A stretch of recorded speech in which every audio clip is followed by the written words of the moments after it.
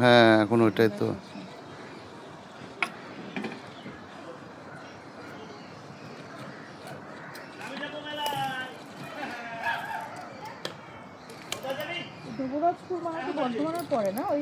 এইদিকে পড়বে আপনার পান্ডবসর সিউড়ি লাইনে, বোলপুর। হ্যাঁ হ্যাঁ, বোলপুর ইলামবাজার এদিকে দুবরাজপুরটা এইদিকে পড়বে আপনার। হ্যাঁ এইদিকে যদি আপনার পান্ডবসর রানীগঞ্জ হয়ে যান তাহলে আগে দুবরাজপুর পড়বে, তারপরে সিউড়ি বোলপুর পড়বে। আর এই দিক থেকে পানাগড় হয়ে যদি বোলপুর যান তাহলে আর ইলামবাজার থেকে সোজা চলে আছে দুবরাজপুর সিউড়ি রোড। আমরা এদিকেই গেছি, মানে আমার মামার বাড়ি হচ্ছে, মামা থাকে ওখানে চাকরি সূত্রে। কোথায় মামার বাড়ি? ওরা থাকে আহমেদপুর নাকি আহমেদপুর, আমোদপুর। হ্যাঁ বলুন না, আমাদের ওই সামনেই, সিউড়ি দিয়ে কাছেই। ওইখানে থাকে। চাকরি করেন। হ্যাঁ হ্যাঁ আমোদপুরে ভালো জায়গা। ওইখানেই গেছি, ওই দিকটাতে যাওয়া হয় না। হ্যাঁ আমাদের মামা ভাগ্নে পাহাড় যেটা দুবরাজপুরে, আমার বাড়ির সামনে একদম, বাড়ির সামনে একদম লাগা পাহাড়, আমার বাড়ির দৌড়ে পাহাড় দেখা যাবে।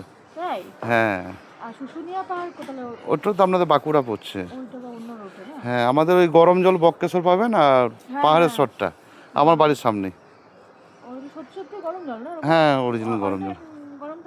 হ্যাঁ ওটা অটোমেটিক গরম, ওটা মানে একটা একটা খনি থেকে তুলেছে গরমটা, বুঝলেন তো। ওটাই তো আশ্চর্য ব্যাপার আছে না বক্রেশ্বরটা। হ্যাঁ হ্যাঁ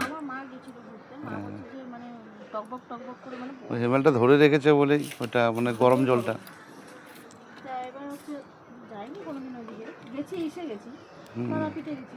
হ্যাঁ ওই তারাপীঠ তো আমাদের দুবরাজপুরের উপর হয়ে যেতে হবে আপনাকে।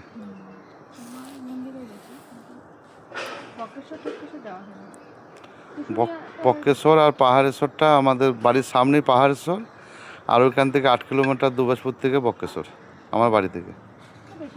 না না না সামনে।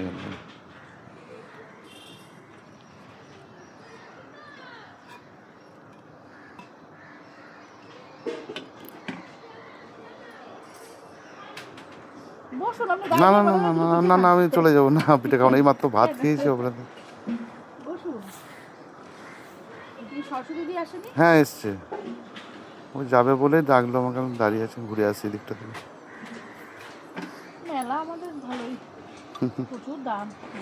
হ্যাঁ ওই তো ওই কচি 3টে ডিনার সেটের খালি প্লেটগুলো নিয়ে এসছে, তাদের 199 টাকা করে দাম নিয়েছে।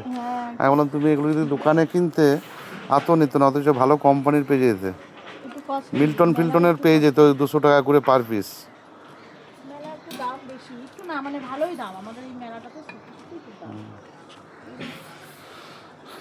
ওটা ইয়ের মধ্যে ফেলেছেন নাকি, খেজুর গুড় নাকি নাকি? আচ্ছা আরও ফুটবে আবার ওটা।